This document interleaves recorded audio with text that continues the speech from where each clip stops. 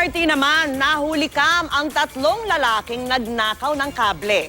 Ang mga kableng ito, direktang nakakonekta sa operating system ng tren. Ang mga ganitong pagnanakaw, ang isa sa itinuturong dahilan kaya nagkakaaberya sa operasyon ng MRT. Nakatutok si Cesar Apolinario, exclusive. Sa CCTV video ito, makikita ang suspect na pumasok sa second floor ng MRT sa North Avenue Station nitong November 22. Kapansin-pansing nakatanaw siya sa ibaba. Ayon sa pulisya, naka-standby pala roon ang dalawa pa niyang kasama. Maya-maya, lumabas ang lalaki pero bumalik din makalipas ang ilang minuto. Yun pala, naplano na ng tatlong suspect kung paano itatakas ang cable wire na nasa rooftop ng MRT. Nahuli kam ang pag-akyat ng lalaki.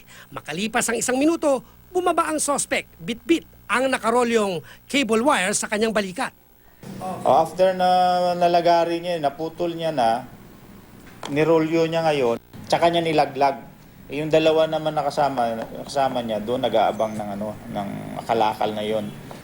Ang mga suspect na kinilalang sina Rodel de la Cruz, Hipolito Lianilo at Noli Felizardo nagpakilalang mga mangangalakal nang dalhin sa isang junk shop sa Cubao ang kanilang ninakaw.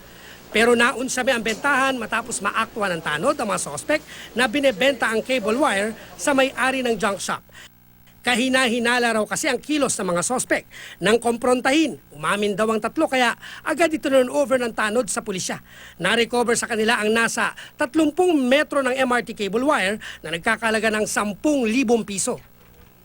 Nakipag-ugnayan na raw ang pulisya sa pamunuan ng MRT at napag-alamang konektado raw ang ninakaw na cable wire sa kanilang operating system.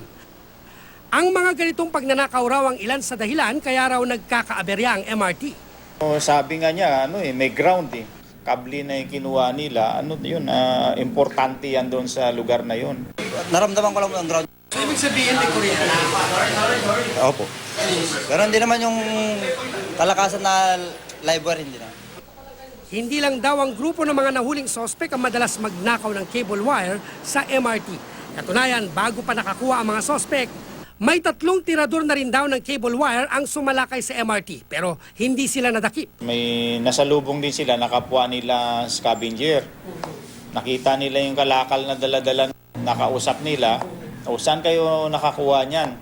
Tinuro doon sa pinagkunan din ito.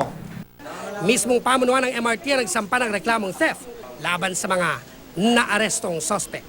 Cesar Apolinario, nakatutok, 24 oras.